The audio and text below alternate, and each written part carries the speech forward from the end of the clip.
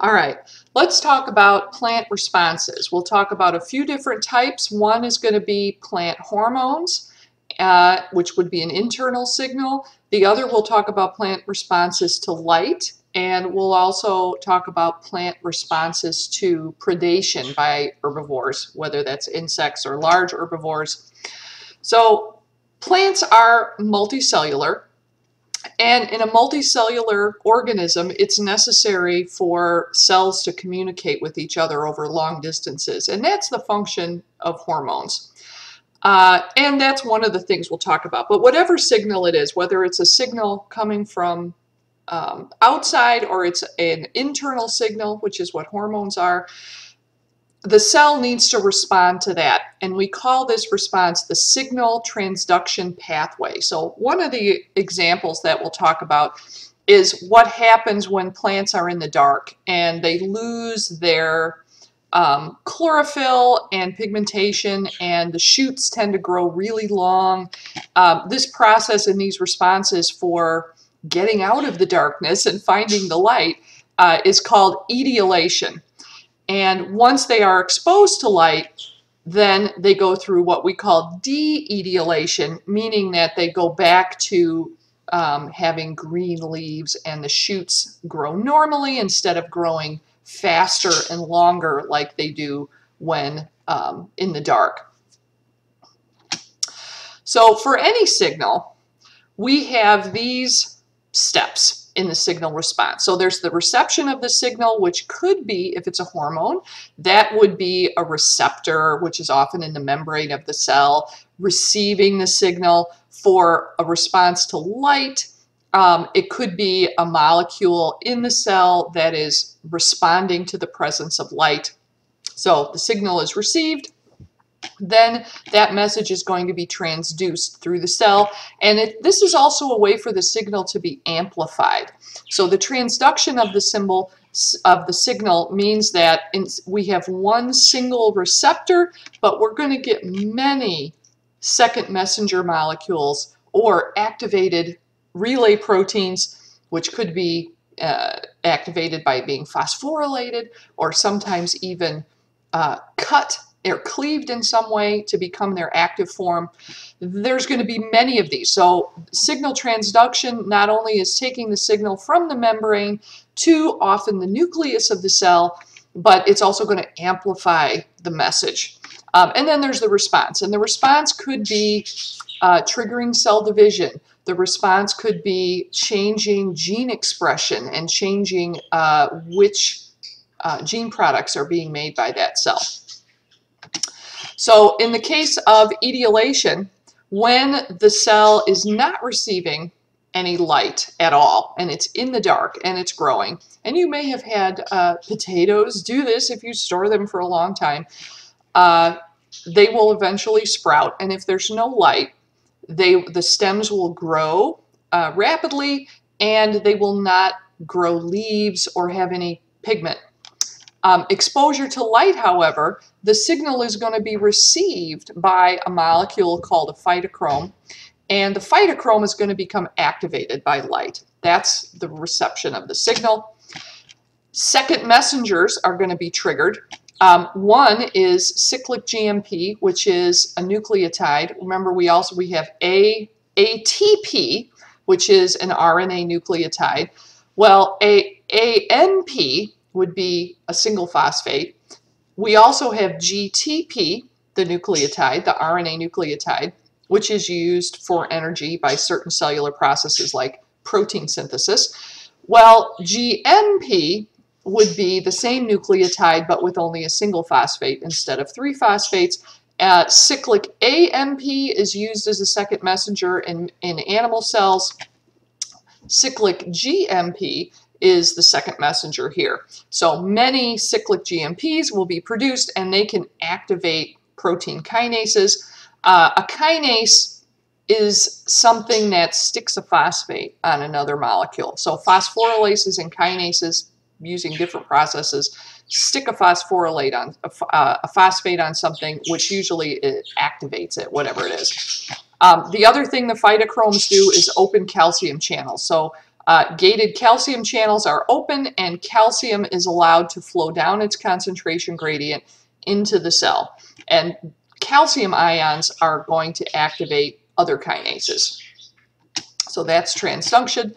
The third step is then these kinases are going to phosphorylate transcription factors. And a transcription factor is something that binds to the DNA and causes a particular gene to be turned on or transcribed. So this process here of light hitting the phytochrome, the second messengers that are produced, one will be calcium ions that are allowed to enter the cell because of the phytochrome being activated. The other would be cyclic GMPs. These are going to turn on or activate protein kinases. These protein kinases are going to phosphorylate transcription factors, and then we get the greening response that is de-etiolation. So hormones also have this same kind of pathway of response, transduction, and then response. Hormones are, and it works the same whether we're talking about animals or plants, as we'll see when we get to animal hormones later in the semester. So plant hormones are signals that are secreted by one cell that are going somewhere else in the plant body to have an action happen because of that. Some hormones are stimulatory, other hormones inhibit particular things. And sometimes the same hormone can be stimulatory in one area of the plant but inhibitory in something else. And we will see several examples of those. So we're going to talk about the first 5 hormones on this list, which are the most well studied, most well understood of the plant hormones: auxin, cytokinins, gibberellins, abscisic acid, and ethylene, which is a gas. The other 3 on this list, your book goes into some detail on, and we're going to skip those ones. But the first 5 here are, their effects are well understood, and each of these has several different effects in plant biology. So one of the first things that that scientists were trying to figure out with plant responses was their various types of phototropisms. So plants, you might know, so a tropism is the plant bending or moving towards or away from something. That's a tropism. Phototropism, plants bend towards light. Photo is the light there. And actually Charles Darwin and his son, Francis, tried to figure out what was causing phototropism, which many people knew about, that if you take a plant and move it so that its source of light is not directly overhead, but instead is to the side, like in our picture here of a plant in front of a window, the plant will start to grow towards the light. In fact, it will bend towards the light quite quickly. In less than a day, it will start to bend towards the light. So they did some experiments, and later scientists also did experiments. And their first experiment was just to try to figure out where the signal was being received and what exactly was happening when the plant was bending. So light strikes our little grass seedling here. And the way that the plant bends is cells on one side, on the shaded side of the stem, get longer and force the stem to bend over. So that's how the stem, and this is true for any plant that's exhibiting phototropism, cells on one side of the plant on the shaded side are elongating, and that forces the bending. So is it those cells themselves that are somehow involved with receiving this signal? Well, to get at that, they covered up various parts of the grass seedling to see what effect it would have. And so they discovered that if you cut off the tip of the plant, of our little growing seedling here, it no longer responds to the light. So something about in the tip is receiving the signal. And they discovered, in fact, that if you cover the tip with something opaque, like a little paper cap, it no longer responds to the light.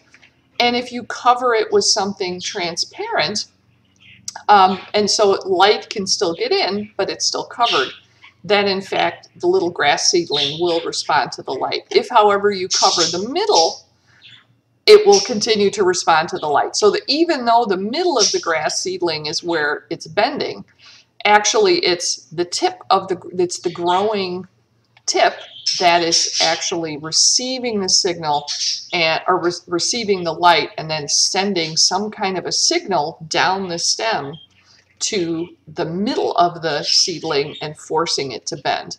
And later experiments showed that in fact this signal was something water soluble that was being transmitted down the stem, because if you block water soluble substances from being transmitted, the signal is no longer received.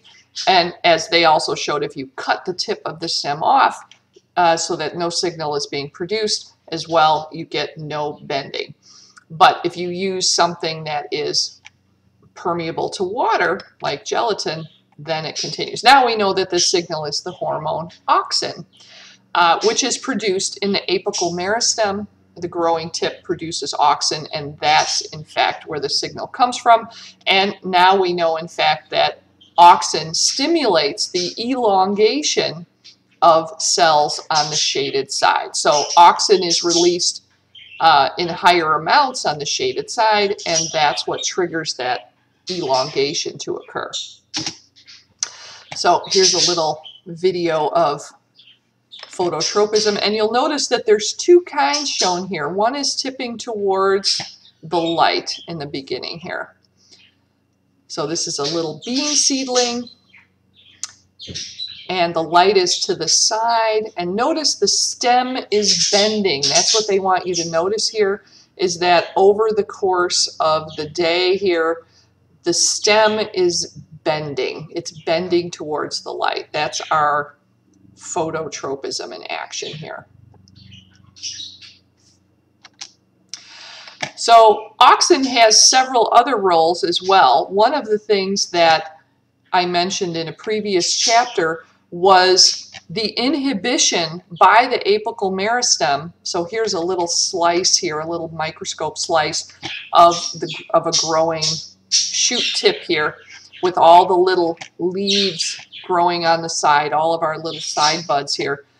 And auxin, actually, that is what is being secreted by the apical meristem. So we have our apical meristem here, and it is inhibiting the nearest lateral buds from growing. So you see, the further away we get from the apical meristem, the larger these little leaf primordia are. So we now know that not only can auxin stimulate things to happen, like stimulate the elongation of cells to facilitate stem bending, it also is the hormone that is inhibiting these lateral buds from growing. So if we cut off the growing tip of a plant, those lateral buds will then start to grow because we have taken away the source of auxin production. So the apical meristem is one of the sources of auxin in the plant. So auxin also stimulates the vascular cambium. If you remember, in the lateral growth of secondary growth of wood in woody plants, that's the vascular cambium in the cork cambium. Auxin stimulates the activity of the vascular cambium. It's also involved in angiosperms with in the ovule with the female gametophyte. And we can use auxin artificially. It's available. Here's one product that contains synthetic auxin. And you can use it to root new plants because it stimulates the growth of new roots. So you can buy this sort of thing, and then you can take your little plant cuttings as they did here. You know, so certain plants, if you take cuttings that have no roots, they'll root quite easily on their own. Others won't. But you can make any plant grow roots, any cutting grow roots, if you apply artificial auxin to them. And auxins are even used as herbicides. If you apply excessive amounts of synthetic auxins, it actually kills them dicots preferentially over monocots by inhibiting their growth. Cytokinins. Cytokinins stimulate cell division. So that's where we get the name, because they stimulate cytokinesis, which is the cell splitting, the cytoplasm and the cell membrane separation during cell division. So cytokinins stimulate growth and cell division. They're produced by all the actively growing and dividing tissues of the plant, and they are then received as a signal locally. So cells that are rapidly dividing are releasing cytokinins. They're also responding to cytokinins. So growing root tips, the little sporophyte embryos that are growing, and fruit development is also dependent on cytokinins. And cytokinins and auxins are both necessary for the regulation of cell division. So apical dominance, that is the idea that our growing apical meristem is going to inhibit the lateral buds from developing until that apical meristem is gone. If you remove the apical meristem, you will stimulate the immediate production of new, of the lateral buds will start to grow.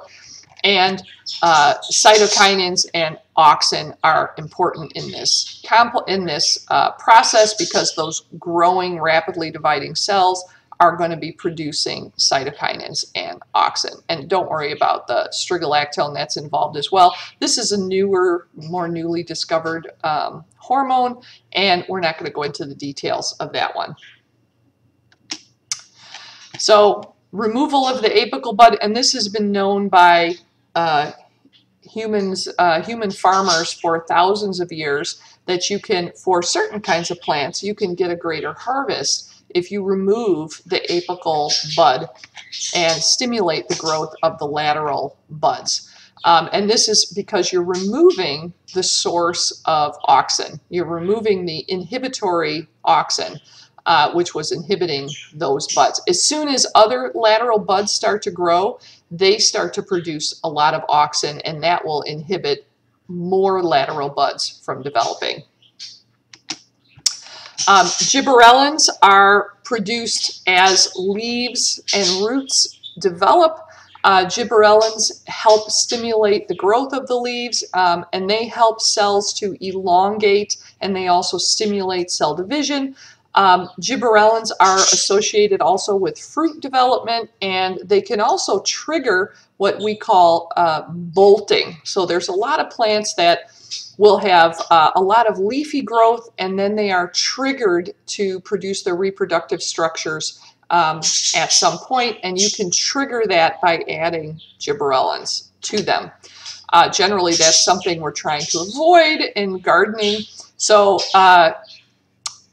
here's an Arabidopsis, one of our favorite experimental plant species, Arabidopsis thalia.